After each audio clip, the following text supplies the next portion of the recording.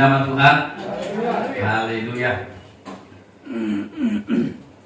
Saya kembali mengucap syukur kepada Tuhan kalau hari ini saya masih bisa berdiri bersama kita di tempat ini. Juga saya akan mengucapkan terima kasih kepada Ibu, kepada Bapak Gembala yang mempercayakan saya kedua kalinya di 2 minggu ini menyampaikan firman Tuhan. Haleluya. Baik, saya akan memulai dalam firman ini untuk mengajak kita berpengharapan hanya kepada Tuhan. Kenapa? Ada satu cerita, dia berpengharapan apa yang dia lihat, ya. Jadi cerita ini sebetulnya mungkin sudah pernah Ibu Bapak dengarkan, tapi kali ini saya akan kembali lagi mengingatkan cerita ini. Satu kali ada seorang bapak-bapak petani, dan dia paling suka dari buah hasil pertamanya itu, dia berikan kepada Tuhan atau kepada hamba Tuhan. Jadi dia menanam pisang. Dia menanam kebun pisang. Jadi ketika kebun pisangnya ini sudah berbuah, maka buah pertama ini bukan dia makan, bukan dia jual. Jadi buah pertama ini, maka dia bawa ini kepada pastori, ya kan? Dia bawa kepada pastori ini, maka seorang gembala senanglah dia, ya kan? Ada jemaat Tuhan yang memberikan yaitu buah pisang. Dia datang, Pak Gembala, ini buah pertama pisang yang saya tanam sekian puluh batang ini. Jadi buah pertama ini saya berikan kepada Tuhan melalui Bapak Gembala. Maka Bapak Gembala ini dengan senang hati dia mendoakan umat Tuhan yang mengatakan ini, yaitu bapak-bapak ini.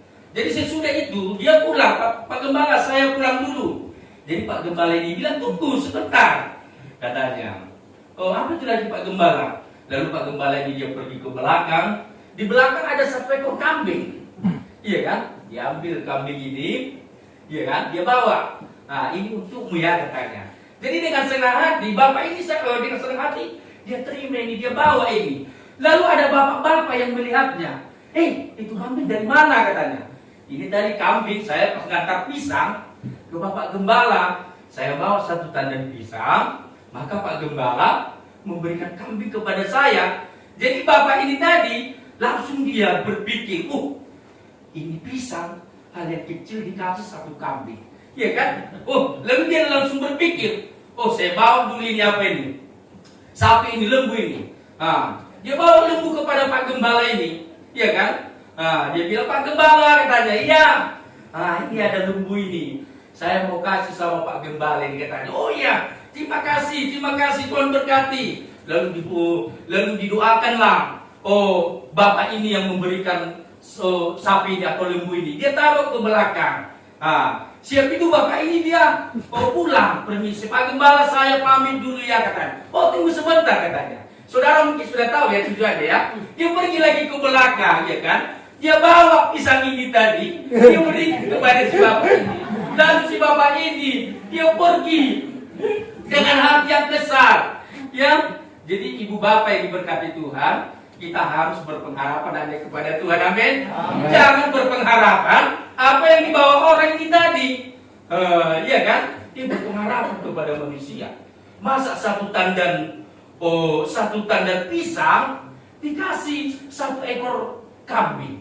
Jadi satu ekor sapi lembu dia bawa, balikannya dikasih satu tandan pisang. Haleluya. Ya. Kiranya ini menjadi satu motivasi bagi kita dalam memberi kepada Tuhan.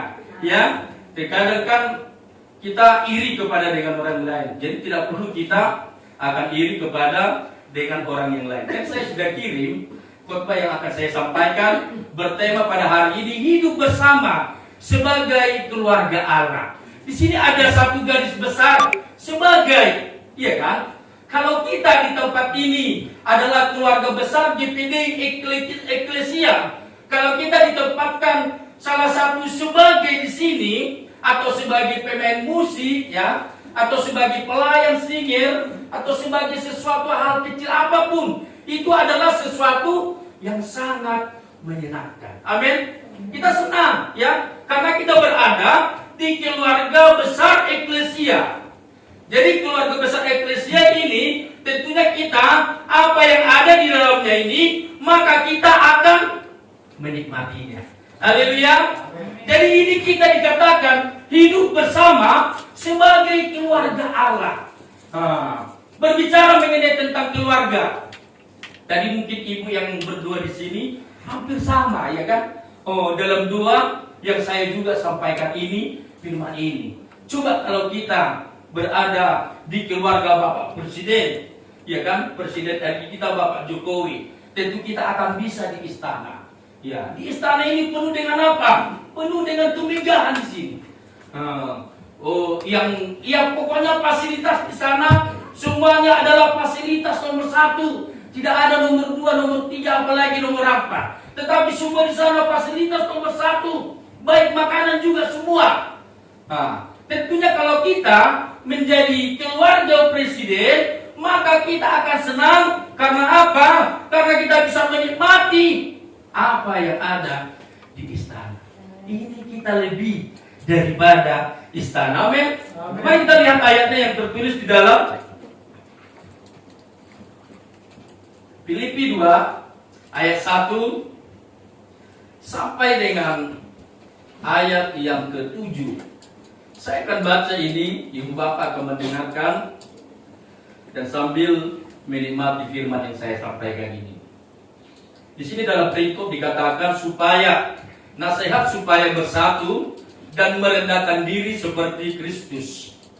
Jadi sekarang dalam Kristus ada nasihat, ada penghiburan kasih, ada persekutuan roh, ada kasih mesra dan belas kasihan. Karena itu sempurnakanlah sukacitaku dengan ini. Hendaklah kamu sehati sepikir dalam satu kasih, satu jiwa, satu tujuan, dengan tidak mencari kepentingan sendiri atau puji-pujian yang sia-sia. Sebaliknya, hendaklah dengan rendah hati yang seorang menganggap yang lain lebih utama daripada dirinya sendiri. Dan jangan tiap-tiap orang hanya memperhatikan kepentingannya sendiri, tetapi kepentingan orang lain juga. Hendaklah menaruh pikiran dan perasaan yang terdapat juga dalam Kristus Yesus, yang walaupun dalam rupa Allah tidak menganggap kesetaraan dengan Allah itu sebagai milik yang harus dipertahankan, melainkan telah mengosongkan dirinya sendiri dan mengambil rupa seorang hamba dan menjadi sama dengan manusia. Puji Tuhan. Ibu Bapak yang diberkati Tuhan, dikatakan oleh Paulus ini, dia menceritakan sebagaimana Yesus pada saat itu dia mengosongkan diri dan dia menjadi manusia dan dia mengambil menjadi sesuatu hamba. Di dalam ayat yang ke-7 di sini dikatakan melainkan telah mengosongkan dirinya sendiri dan mengambil rupa seorang hamba, ya, dan mengambil rupa menjadi seorang hamba dan menjadi serupa manusia. Jadi di sini Paulus sedang menceritakan bagaimana Yesus yang mengambil rupa sebagai manusia dan dia menjadi hamba. Ibu Bapak yang diberkati Tuhan, apa yang kita alami, ya, Tuhan Yesus sebagai Tuhan kita, dia juga mengalami ketika dia manusia 100%. Dia mengalami lapar, dia mengalami sakit, dia mengalami ujian, cobaan, dia mengalami tantangan, dia mengalami semua. Jadi apa yang dia alaminya itu, ya, dia lakukan itu semua sebagai manusia. Dalam segala tantangan itu dia tidak pernah mundur. Haleluya. Jadi jangan sekali-sekali kita mundur dalam tantangan, karena semuanya berlalu. Tidak ada bersambung setiap tantangan itu, tidak. Hari ini kita mempunyai tantangan itu cukup hari ini, besok tidak. Kalaupun besok ada, itu mungkin bukan sambungan daripada hari ini. Jadi yang artinya semua, setiap tantangan itu berlalu. Itu juga yang dialami oleh Yesus ini. Semua berlalu, tantangan, masalah, ujian, apapun itu, semuanya berlalu. Oleh sebab itu, dia terus berjalan dalam kehidupannya semasa dia menjadi manusia, sampai dia titik akhirnya dia mati disalibkan dan dia bangkit. Kalau saya hitung hari ini, ya, di 2023 yang lalu, Tuhan kalau dihitung pada hari ini dalam kebangkitannya, dia sudah menampakkan diri selama 35 hari. Kita 5 hari lagi, ada itu nanti kenaikan Yesus Kristus. Nah, dalam kenaikan Yesus Kristus, maka Tuhan sudah berpesan, jangan tinggalkan Yerusalem. Jadi ibu bapak kalau mengalami kedahsyatan Roh Kudus, jangan tinggalkan Yerusalem. Amin. Apa Yerusalem itu? Rumah Tuhan ini. Di sini kita nanti akan mengalami kuasa mujizat Tuhan. Apa yang tidak pernah kita alami, hari nanti kita akan mengalaminya. Kata orang mungkin semua doa itu sama benar, tapi di dalam doa 10 malam itu memang ada sesuatu di situ. Ya, memang ada sesuatu yang lebih di situ daripada di doa-doa yang biasanya. Coba dulu hari-hari biasa dengan hari Minggu sama enggak? Tidak sama kalau ibadahnya itu. Pasti di hari Minggu itu paling enak sekali itu ibadah. Karena apa? Karena itu sudah kita khususkan kita beribadah dibanding hari Senin, Selasa, Rabu, Kamis, Jumat, Sabtu. Karena apa? Karena nanti kita bekerja lagi, mengingat cucian lagi kalau ibu-ibu kan. Kalau bapak-bapak mengingat bekerja, jadi tidak fokus. Nah, kalaupun dia ibadah hanya melengkapi. Tapi kalau di hari Minggu, kalau kita cari perbandingan, memang lebih kita di hari Minggu ini lebih menikmati Tuhan, lebih enak. Sama halnya dengan doa 10 malam. Di dalam doa 10 malam juga sama hal seperti itu. Semua doa itu sama katanya iya. Tapi di doa 10 malam itu adalah sesuatu yang spesial. Di situ kita boleh nanti dalam bersekutu. Ketika ibu bapak gembala nanti akan mengarahkan kita. Bagaimana kita bersekutu dan mendekat. Karena dalam kita persekutuan penyembahan itu ada nanti penghalang-penghalang yang akan kita temui nanti. Ada tunggul hitam nanti, ada yang berjubah hitam nanti. Inilah yang akan penghalang-penghalang.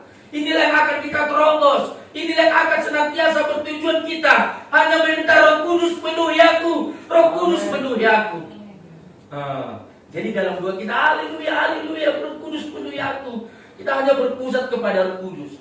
Ya, nanti sesudah nanti kita ada mengalami satu kehausan, kelaparan, ada mengalami satu kehancuran, kita akan mengingat dalam masa lampau kita ini semua tidak ada artinya ketika kita ada di dalam Tuhan ini. Disitulah nanti kita mulai menyatu. Kita akan dibawa nanti ke dalam awan-awan. Dalam pengalaman saya, ya, ketika saya berdoa, berpuasa 2 hari 2 malam, disitulah saya dalam kepenuhan Roh Kudus sangat enak sekali. Ya, kalau kita sudah dipenuhkan oleh Roh Kudus ini, digantikan dengan apapun kita tidak mau. Ya, digantikan kita menjadi manajer pun kita, direktur pun kita dalam satu perusahaan, tetapi tinggalkan Roh Kudusmu, maka kita tidak mau. Kita tetap memilih lebih itu. Karena apa? Karena kita lebih senang ketika kita sudah ada dipenuhi dengan Roh Kudus dan kita ada dalam Roh Kudus. Sungguh enak sekali. Saya hari ini ada di tempat ini semua oleh karena tuntunan Roh Kudus. Ibu bapak juga. Tentunya ibu bapak, bukan karena bapak gembala atau mungkin saudara-saudara di tempat ini, ayo kita gereja di eklesia, tidak. Tapi memang karena Roh Kudus, kau pergi ke eklesia. Pergi kau ke eklesia.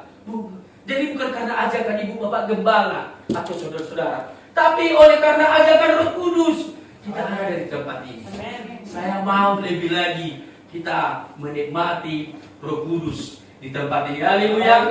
Dan oleh sebab itu di hari Kamis tentunya itu tantangan banyak bagi kita, ya. Tetapi saya mau ingatkan, tantangan itu semua akan berlalu, ya.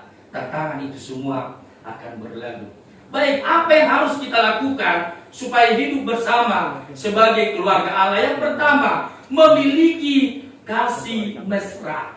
Iya kan? Kalau saya lihat di Kota Medan ini, kasih mesra itu tidak seperti kami orang Bangka, ya. Kami orang Bangka itu orang tahu dia. Artinya pegang tangan istri saja malu, ya. Kita pun sebagai gembala ini, karena kita suami istri Batak, kita kadang pegang tangan istri ini masih agak canggung gitu, ya. Belum bisa bebas gitu. Tapi kan kalau suku-suku yang lain kan itu tidak jadi masalah.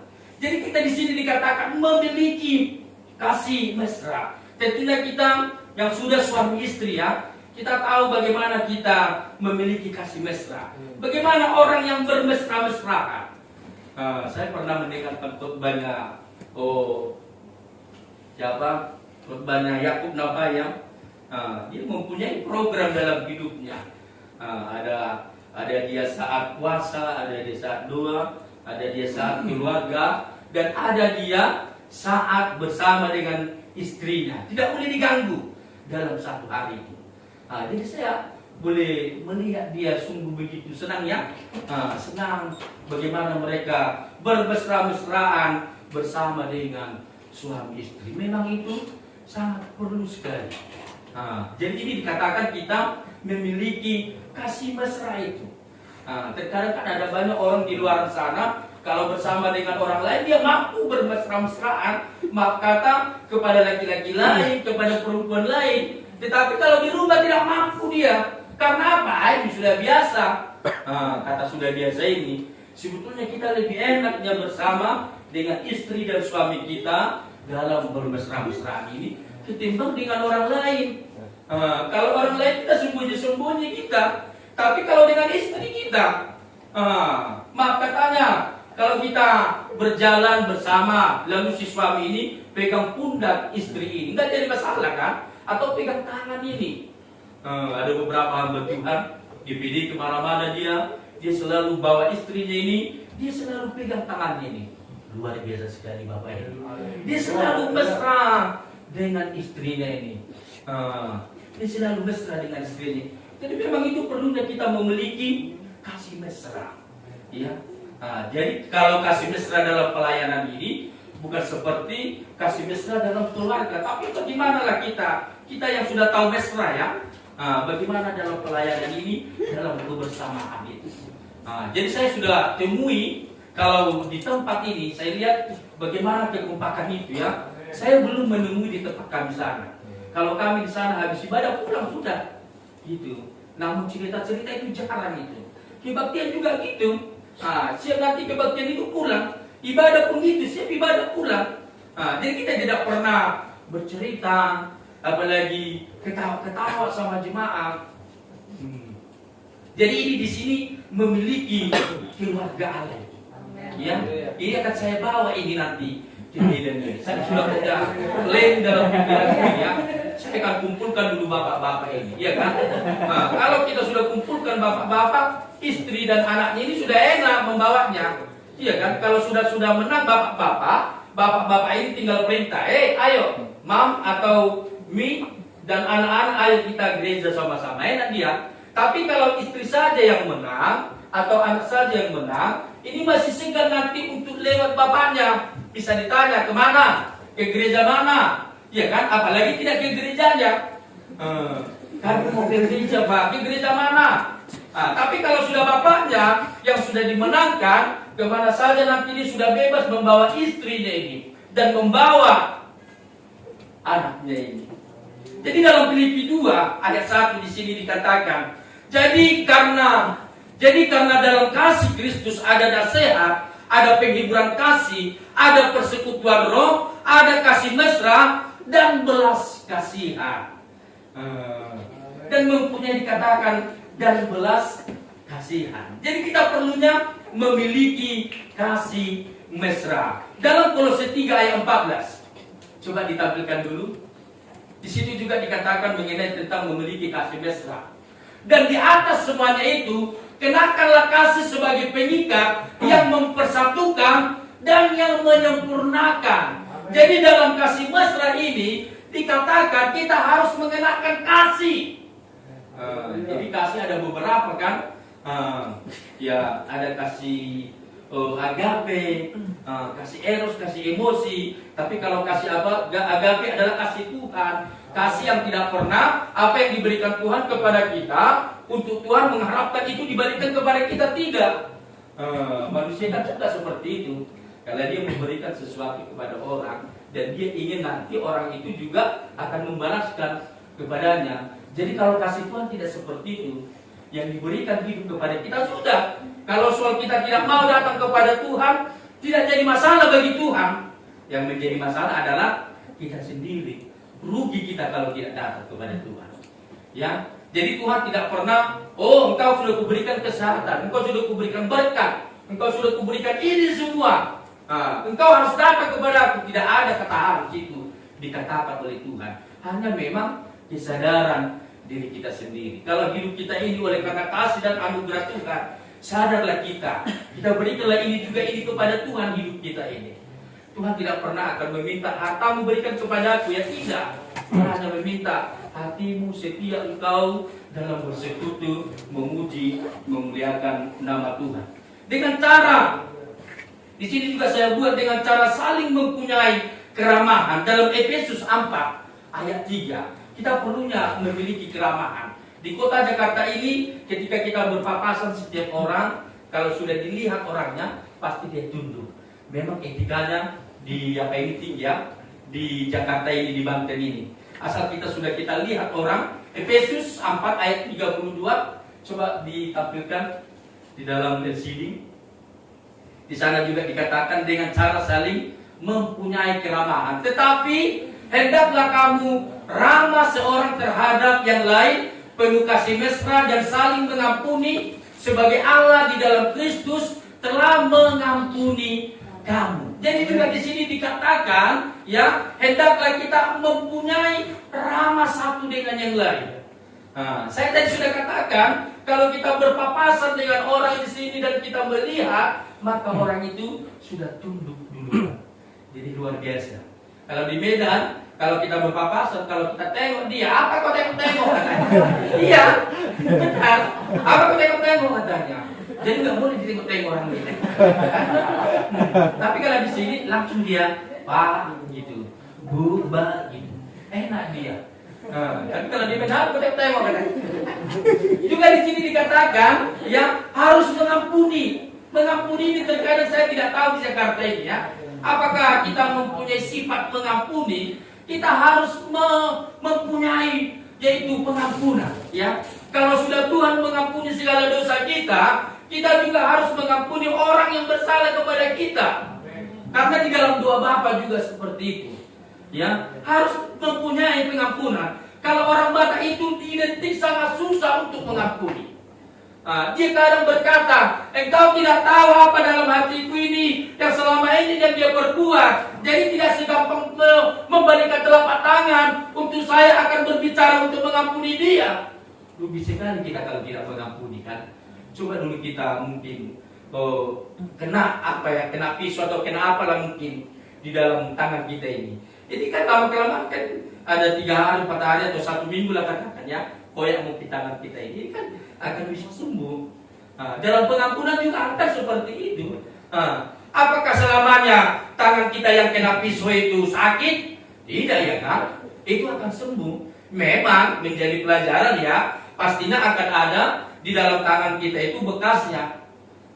Juga dalam pengampunan seperti itu. Mungkin kita disakiti lah, sakit kali gitu. Tapi kita harus melepaskan pengampunan. Jangan kita akan terbawa terus sampai kapanpun saya tidak mau mengampunimu. Jangan. Kita harus memang belajar kepada tangan kita, kepada tubuh kita mungkin. Ketika kena mungkin, tapi apalah itu. Ya, di dalam tubuh kita ini koyak gitu. Ini kan sembuh ini. Gitu. Apakah selamanya sakit? Tidak. Dalam sakit hati juga gitu. Kalau kita selamanya sakit hati kita ini, yang rugi itu siapa? Adalah kita sendiri. Tetapi ketika kita melepaskan pengampunan itu, selesai sudah, aman kita. Seperti cerita saya sama Bang Gembala ini yang saya katakan hari Minggu itu. Sebagaimana hamba Tuhan yang memberikan tanah kepada gereja, kita bangun dalam singkat cerita berdamai jadinya. Tapi setengah tahun kita berdebat ini. Kita buat ibadah di gereja. Di belakang gereja ini ada rumah ada rumah jemaat. Maka mereka beribadah di situ. Jam 10 kita ibadah di sini, mereka juga jam 10 ibadah di belakang gereja di rumah itu. Jadi kadang kita malunya semua orang rame ya, semua orang tahu ini gereja kenapa bermusuhan gitu. Ya, sampai juga semua umat Tuhan ya. Ada kami itu 20 rumah tangga. 17 rumah tangga ini, semua ini mengikut dia. Dan tinggallah 3 keluarga. Tinggal 3 keluarga. Ketika sudah berdamai, yang 3 keluarga ini dalam membangun Tuhan, dalam membangun rumah Tuhan ini, gereja ini, tinggallah ini 1 keluarga. Yang 1 keluarga ini kadang sekali 3 bulan datang, kadang sekali 6 bulan datang. Coba, jadi kami 1 tahun pada saat itu hanya kami ibadah 3 orang. Karena memang gereja itu, ya, kiri kanan itu, gereja itu seperti, kalau bahasa karonya seperti jambul, tempat orang berpesta. Jadi kiri kanan itu tidak ada temboknya. Jadi siapa orang yang lalu lalang di jalan itu, mereka selalu lihat kita kalau ibadah. Kita hanya ada 3 orang. Tapi itu pun, ya, kita tetap terus. Kita tetap terus pada saat itu ibadah. Jadi pada saat itu saya melepaskan pengampunan. Kalau dalam hati saya ini, ya, siapakah orangnya yang mampu untuk mengampuni itu? Seperti yang saya katakan tadi, hanya saya yang tahu bagaimana dia berbuat kepada saya ini. Hanya saya yang tahu. Sudah didirikan gereja 10 kali 13 bangunan itu, ya. Kalau uang di sana bukan sekedar uang lagi di sana, tetapi tenaga. Bagaimana berdoa, bagaimana saya ke sana sini antar provinsi berkhotbah. Ada dapat sedikit dari situ, itu yang saya bawa, itu yang saya bangunkan di situ. Belum lagi ada umat Tuhan yang memberontak kepada kita, melawan kepada kita. Sampai pada saat itu saya meneteskan air mata kepada jemaat Tuhan. Saya bilang, 1 kali kelak engkau datang kepadaku dengan meminta maaf. Tapi ingat, itu tetap saya maafkan engkau. Saya bilang, sama Bapak itu juga saya bilang, 1 kali kelak Bapak akan datang kepada saya dengan meminta maaf. Karena kan kita tahu hidup ini, pada akhirnya kan kita sakit. Jadi kan kalau kita sudah sakit, pasti kan kita berpikir, saya sudah ke sana sini ini berobat, itu juga nggak sembuh-sembuh. Tentu kita akan berpikir kita masa lampu kita. Dalam masa lampu inilah mungkin ketika kita tidak puas, saya akan pergi ke situ, saya akan minta maaf. Ya 1 kali kelak saya akan menerima mereka dalam meminta maaf. Tapi saya sudah lepaskan pengampunan kepada mereka. Saya tetap mengampuni kalian. Dengan saya meneteskan air mata pada saat itu. Iya, meneteskan air mata. Jadi memang beberapa kali kami jumpa, saya tidak dapat untuk menegur dia, tapi menjadi dosa bagiku. Jadi ketika saya jumpa dengan dia, saya sapa, Pak, mau kemana? Oh, mau ke sini katanya. Kaget dia. Iya kan, biasalah berpapasan. Jadi beberapa kali dia dari Jakarta ini datang ke Medan. Dia biasa pagi-pagi itu jalan, support ya. Tapi pagi-pagi itu ketika saya ngantar istri ke sekolah untuk mengajar, lalu saya sapa dia, Pak, nah, itu. Jadi saya lega. Jadi rupanya kalau kita sesakit apapun dalam hati kita ini, kalau kita sudah lepaskan pengampunan itu, maka kita akan memiliki kelegaan. Iya, jadi pada intinya tidak ada guna kalau kita sakit hati.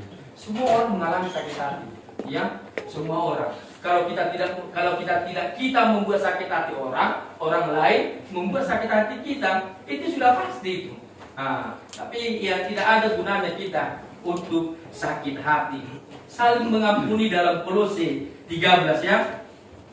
Saling mengampuni dalam Kolose 3 ayat 13. Tidak ada yang sempurna. Coba kita lihat dulu dalam tidak ada yang sempurna. Dalam 2 Korintus 13 ayat 11. 2 Korintus 13 ayat yang ke-11, tidak ada yang sempurna kita ini. Akhirnya saudara-saudaraku, bersukacitalah, usahakanlah dirimu supaya sempurna, terimalah segala nasihatku, sehati sepikirlah kamu, dan hiduplah damai sejahtera, maka Allah sumber kasih dan damai sejahtera akan menyertai kamu. Dalam hidup kita ini tidak ada kita yang sempurna. Semua mempunyai kelemahan, semua mempunyai kekurangan. Itu sudah pasti. Tidak ada yang sempurna, hanya kita menuju kesempurnaan dalam hidup ini. Sebab yang kita percaya percaya yang kita yakini, yaitu Yesus Kristus, Dia adalah Tuhan Yesus yang sempurna. Jadi kita yang percaya kepadanya, jadi kita akan mengarah kepada kesempurnaan itu. Sebab itu dikatakan oleh Paulus ini kepada jemaat yang ada di Korintus, akhirnya saudara-saudaraku, bersukacitalah, usahakanlah dirimu sempurna, terimalah segala nasihatku, sehati sepikirlah kamu dan hiduplah dalam damai sejahtera, maka Allah sumber kasih dan damai sejahtera akan menyertai kamu. Jadi kalau kita sudah menerima nasihat itu dalam kehidupan kita, dikatakan oleh firman Tuhan ini, kita akan menerima damai sejahtera. Kalau kita sudah damai sejahtera, kemana-mana kita sudah tenang. Tidak perlu kita untuk menjaga di sana ada musuh yang membuat sakit hatiku. Terkadang kita lewat situ pun kita sudah wanti-wanti duluan kan. Nanti dilihatnya lah saya ini, ya kan. Coba kalau kita sudah mempunyai damai sejahtera, kemana saja kita bebas, ya. Kemana saja kita bebas. Yang kedua, ya, apa yang harus kita lakukan supaya hidup bersama sebagai keluarga? Yang kedua di sini, tidak mencari kepentingan sendiri. Di dalam Filipi 2 ayat 3 dan 4, apa yang sudah kita baca,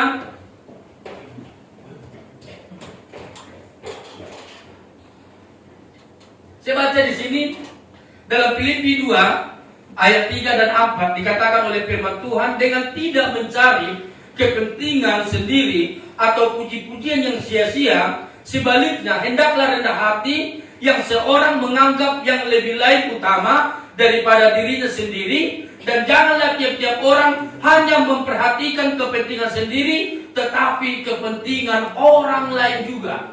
Jadi sangat perlu memang kita memperhatikan kepentingan orang lain juga, ya.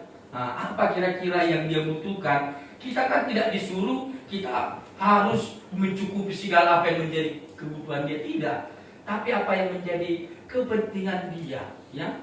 Kita juga di sini dikatakan harus juga dalam ayat yang ketiga ini, dengan tidak mencari kepentingan diri sendiri atau puji-pujian yang sia-sia, sebaliknya hendaklah rendah hati, seorang yang menganggap dirinya lebih utama daripada yang lain,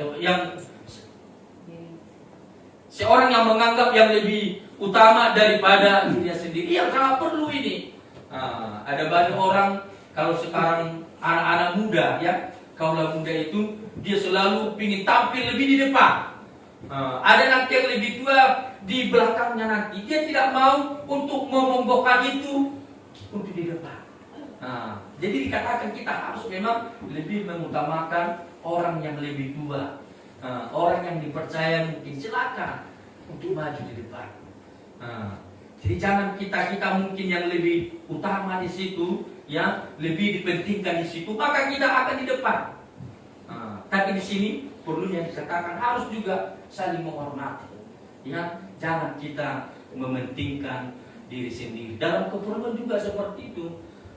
Perlu juga kita, ya, bersama dengan keluarga Allah, apa yang diperlukan di dalam rumah Tuhan. Jangan hanya kita memperkaya rumah kita sendiri. Di rumah kita ini ada banyak ini. Tetapi kalau kita pergi ke gereja hanya dengan sisa-sisa apa yang kita punya, ya kan? Ya, apa yang di rumah kita juga, ya, di dalam jepanya di sana dikatakan mengenai tentang pembangunan rumah Tuhan.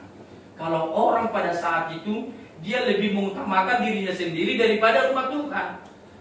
Coba kalau kita lihat di daerah-daerah pelosok lah khususnya, ada di sana rumah-rumah yang bagus. Tapi kalau kita lihat rumah ibadah, ya, kita masuk di dalamnya kumuh semua ini.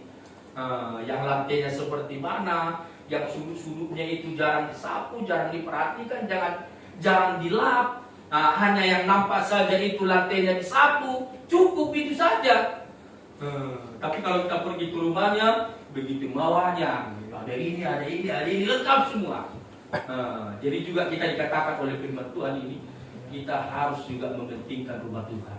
Haleluya. Harus mementingkan rumah Tuhan, dan itu sangat perlu. Juga yang ketiga di sini, saya membuat apa yang harus kita lakukan supaya hidup bersama sebagai keluarga. Yang ketiga di sini saya buat rendah hati. Rendah hati ini sangat perlu di dalam ayat yang keempat di sini. dalam ayat yang ketiga, dengan tidak mencari kepentingan diri sendiri atau puji-pujian yang sia-sia, sebaliknya hendaklah dengan rendah hati seorang yang menganggap yang lain lebih utama daripada dirinya sendiri. Jadi sangat perlu kita rendah hati ini. Tidak perlu kita akan menonjolkan kita siapa ini, karena orang pasti sudah tahu kita siapa. Ada banyak orang kan dia tidak puas, dia tidak tahu ya siapa saya ini katanya kan. Mungkin dia di dalam kantor dia orang hebat. Orang tahu dia dalam kantor orang hebat, tetapi orang kantor dalam hebat dia itu bukan berarti hebat di semuanya dia. Terkadang mungkin dia tidak dihormati di situ, iya kan? Lalu dia emosi. Beberapa kali lalu orang ini tidak ini menghormati saya, ini nggak tahu ini saya ini manajer, saya ini direktur ya dalam perusahaan katanya kan. Dia juga di sini katakan memiliki hati yang rendah, memiliki rendah hati kita. Amin. Ya, kita harus memiliki rendah hati, baik dimanapun kita berada, baik dalam keluarga kita, baik dalam rumah tangga kita, dalam pekerjaan, dalam rumah Tuhan di tempat ini. Perlunya kita memiliki rendah hati ini. Orang yang memiliki rendah hati, dia kemana saja sudah tenang, itu sudah pasti. Dan kita tahu orang yang memiliki rendah hati itu, dia selalu mengutamakan yang lain itu. Ya, dia selalu mengutamakan yang lain. Ayo silakan, pasti itu sudah pasti. Itulah orang yang rendah hati, dan dia tidak gampang tersinggung ini. Ya, tidak gampang tersinggung. Seperti firman yang pertama tadi, kita dikatakan harus hati-hati. Hati-hati dengan anjing-anjing dikatakan di situ, dengan nabi-nabi palsu dan lain sebagainya di situ dikatakan ya. Itu memang kita perlu hati-hati. Saya dapat kiriman video yang baru pada saat ini, ada dari Amerika. Di sana sudah ada agama setan. Memang dari dulu itu sudah ada, tapi agama setan ini sudah mulai ditransferkan kepada orang, dan itu bisa terjadi itu langsung. Ketika ada orang ditopang tangani, setan ini ditransfer ini, maka terjadi setan lah yang ada dalam pikiran. Dan ini bisa diambil juga. Pengajaran-pengajaran sekarang ini kan luar biasa ini. Jadi ini kita perlu hati-hati. Kita hanya mau firman Tuhan hanya dari gembala saja. Itu kita kalau bisa. Ya, tidak perlu kita dari pendeta-pendeta yang besar, tidak perlu. Kita hanya perlu dari gembala. Karena gembala itu sudah pasti dari firman Tuhan. Tapi kalau pendeta-pendeta besar itu belum tentu dari firman Tuhan. Ya, karena dia akan mencari bagaimana apa yang menjadi keinginan umat Tuhan. Maka dia akan membaca-baca buku yang lain, buku yang benar. Maka itu yang dia sampaikan, maka enak untuk didengar. Banyak orang yang berbondong-bondong di tempat itu, dengan sedikit-sedikit diarahkan nanti kepada nama-nama itu. Dia nanti akan menyampaikan kepada kita tidak hanya nama Yesus katanya, ada juga nama yang lain. Dia bawa ke Eropa-Eropaan. Itu sudah mulai kalau sudah sampai sana ya. Tapi dengan seperti manakah itu pendeta yang besar itu, dengan seperti yang pergaulannya tadi, dengan membaca buku-buku yang lain tadi, itu yang dia bawa. Enak didengarkan, tapi dia sudah mulai pergi mengarah ke nama yang lain. Satu kali ada orang menyodorkan mau melayani di tempat kita di sana. Dia gereja hari Sabtu. Saya bilang orang gereja hari Sabtu itu adalah orang sesat itu, saya bilang. Dia bisa melayani. Iya itu Pak Gembala. Saya bilang tidak bagus itu. Kalau kita ini khususnya GPDI, kalau mau gereja itu hari Minggu. Memang sih tidak jadi masalah kalau kita hari Sabtu, tapi kan kita sudah tahu setiap orang yang beribadah hari Sabtu itu adalah nama yang lain dipanggil, nama Yahweh, Yosua, Amasya, pokoknya nama-nama lain lah. Kalau kita nanti pakai nama Yesus di sana bertentangan, ada gereja tidak bisa menyebut nama Allah. Padahal dalam Kejadian dikatakan pada mulanya Allah menciptakan, jadi tidak bisa menyebut nama Allah. Kalau sudah ada nanti Allah dahsyat gitu, lagu-lagu Allah dahsyat, dia tidak pakai Allah dahsyat, Tuhan dahsyat atau Yesus dahsyat gitu. Jadi kalau sudah nama Allah ini dia tidak pakai ini, jadi dia ganti ini nama Tuhan, nama Yesus gitu. Nah, padahal dalam kejadian kan dikatakan sana, kejadian awal kan, pada mulanya Allah menciptakan langit dan bumi. Bahkan juga dalam Yohanes 1 ayat 1 sana dikatakan pada mulanya adalah firman. Firman itu bersama-sama dengan Allah dan firman itu adalah Allah. Iya kan? Jadi di sana ada kata Allah. Nah, jadi memang Allah dengan Tuhan Yesus Kristus itu adalah satu paketan itu. Bapaknya adalah Allah, anaknya adalah Yesus, dan pribadinya adalah Roh Kudus. Dan kita hari ini adalah menikmati, yaitu kasih karunia. Kita menikmati hari ini adalah kasih karunia. Jadi ada zaman Bapa, zaman Anak, zaman Roh Kudus, dan zaman kasih karunia. Bahkan juga nanti ada lagi yang lain, zaman-zaman yang lain. Itu nanti akan ada lagi. Tapi pada hari ini kita sedang mengalami kasih karunia daripada Tuhan. Haleluya.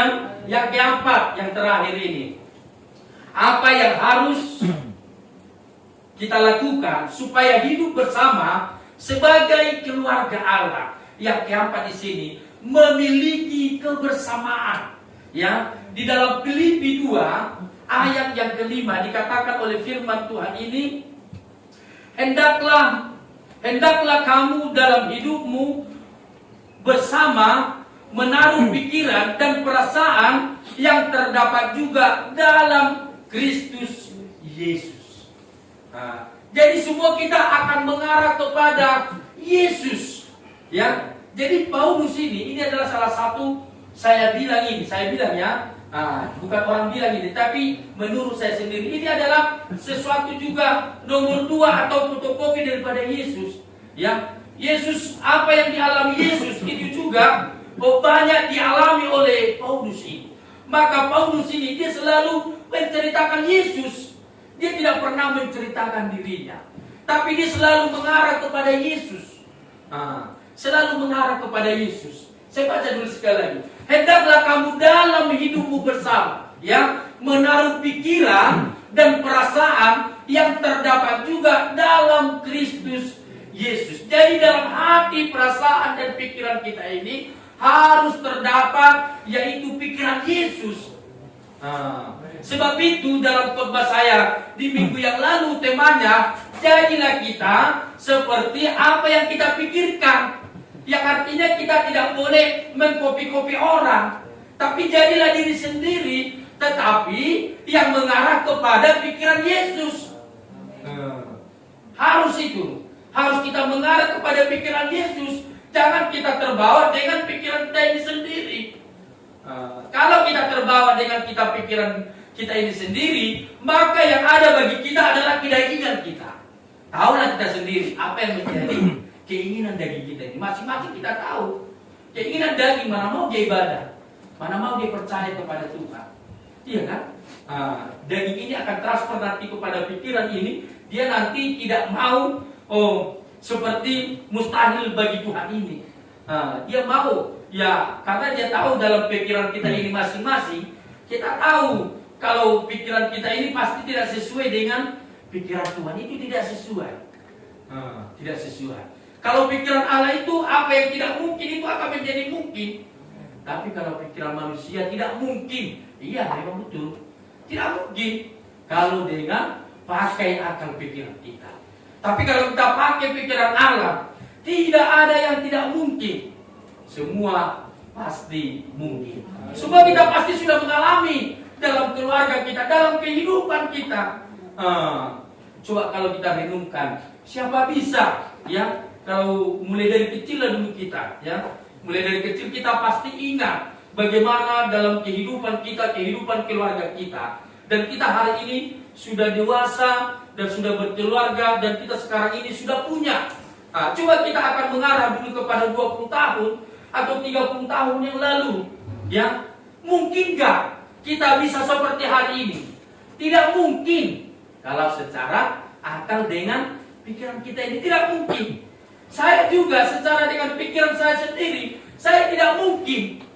Kalau saya pakai dengan akal pikiran saya ini di 30 tahun yang lalu, bagaimana kehidupan orang tua saya yang begitu miskin, ya, tidak mungkin.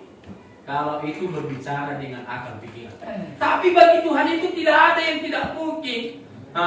Oleh karena kesetiaan Tuhan lah, boleh kita apa yang tidak pernah kita pikirkan, itu akan Tuhan berikan kepada kita.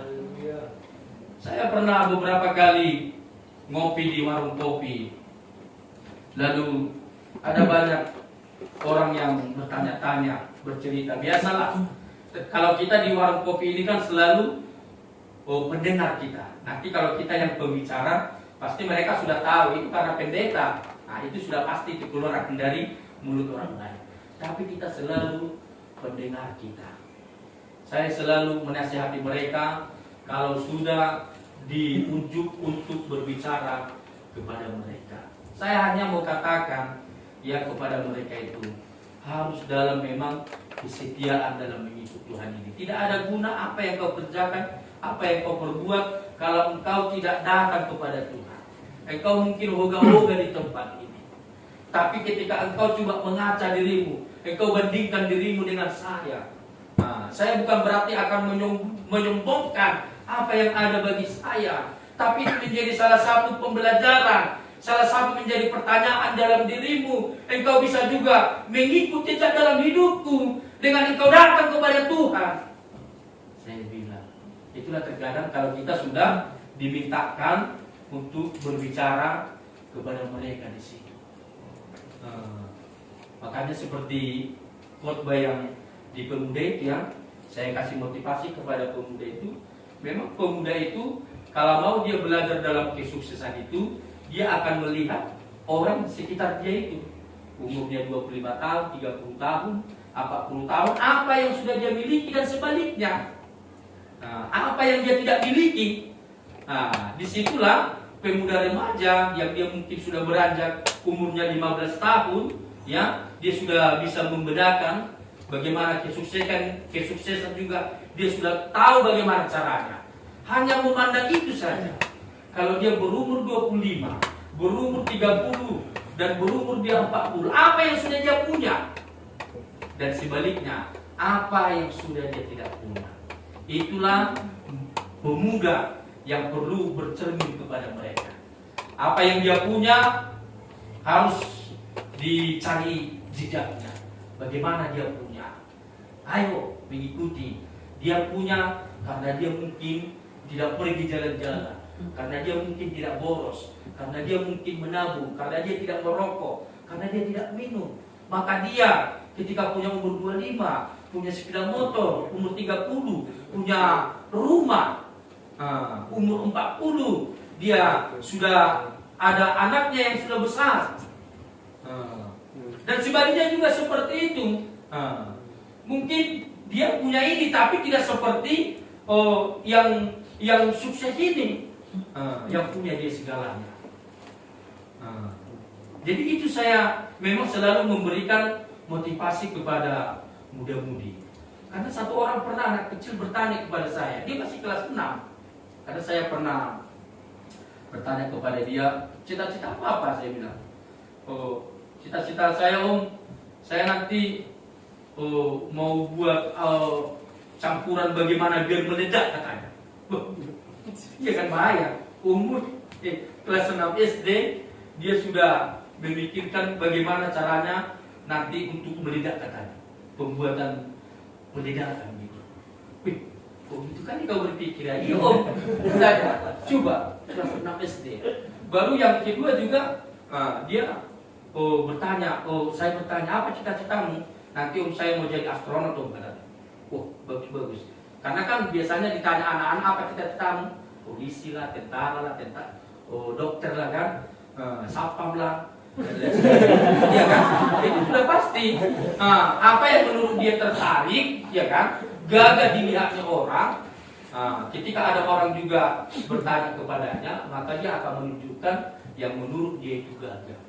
Tapi ini tadi, lalu dia bertanya kepada saya, dia selidiki semua. Ini nanti gereja ini punya siapa ini om? Katanya, maaf ya, bapak ibu ya. Gereja ini punya siapa? Menurutku punya siapa? Saya bilang, ya punya om lah katanya, bukan punya kita. Cuma om dipercayakan di sini mengembalakan. Jadi pemegang tongkat nomor 1 itu di sini adalah om. Yang mengelola ini semua adalah om. Yang mengatur ini semua adalah om. Oh iya ya, Jadi semuanya ini katanya. Iyalah aku bilang. Jadi hebat juga dia bertanya gitu. Sampai di sananya dia bertanya. Dan saya menceritakanlah bagaimana engkau jangan melihat kalau sekarang ini bagaimana Om, tapi bertanyalah bagaimana dasar-dasar Om. Nah, dan itu yang perlu engkau tanyakan kepada Om. Nanti kalau kau bertanya bagaimana ini punya Om ini semua, nanti engkau akan juga mengikuti jejak Om. Pada akhirnya nanti ketika engkau sudah ada di dalamnya, engkau nanti kalau tidak seperti Om, kau nanti akan mengalami kekecewaan. Jadi silakan engkau tanya bagaimana mulanya. Dia bertanya bagaimana mulanya, semua saya ceritakan kepada dia. Yang saya pernah ingin mati juga dalam pelayanan, bagaimana dirobohkan gereja 2 kali. Jadi saya ceritakan itu semua. Dan itu pun dalam melayani itu juga tidak semulus apa yang kita pikirkan. Jadi jangan engkau tanya apa sekarang yang sudah ada yang sama kita dalam pelayanan ini. Tapi tanyalah bagaimana mulanya Om dalam melayani sini. Hanya kuncinya satu, setia datang kepada Tuhan. Jadi memang puji Tuhan ada di situ sekarang 2 anak, dia kelas 6 SD, kelas 1 SMP, kelas 3 SMP. Ini selalu mereka setia ini. Ada kebaktian mereka naik sepeda datang gitu. Di sana kami kebaktian jam 8 malam. Ada 1 jam memang saya selalu buat 1 jam saya sudah cukup. Ya, siap itu kita pulang biar bisa nanti istirahat sehingga besok bekerja tidak terganggu. Saya selalu punya pikiran bagaimana orang yang beribadah itu besoknya bekerja jangan sampai terganggu. Terkadang kan oleh karena gereja inilah saya terlambat bangun lagi dan lain sebagainya. Kadang kan orang seperti itu. Jadi saya selalu memikirkan mereka itu juga. 1 jam itu saja itu sudah sangat cukup. Jadi saya maksimalkan itu 1 jam. Silakan pulang dan istirahat di tempat masing-masing. Itu saya bilang. Jadi dalam khotbah yang terakhir ini dikatakan di sini harus kita memiliki kebersamaan. Jadi di tempat ini saya sudah mulai melihat bagaimana kebersamaan umat Tuhan luar biasa. Ya, bukan berarti mentang-mentang saya di depan memuji-muji, tidak. Tapi apa yang saya lihat tentunya itu akan saya sampaikan itu kepada kita. Ya, saya sudah melihat bagaimana kebersamaan Bapak Ibu di tempat ini. Tuhan Yesus memberkati. Saya bisa undang pemain musik maju ke depan.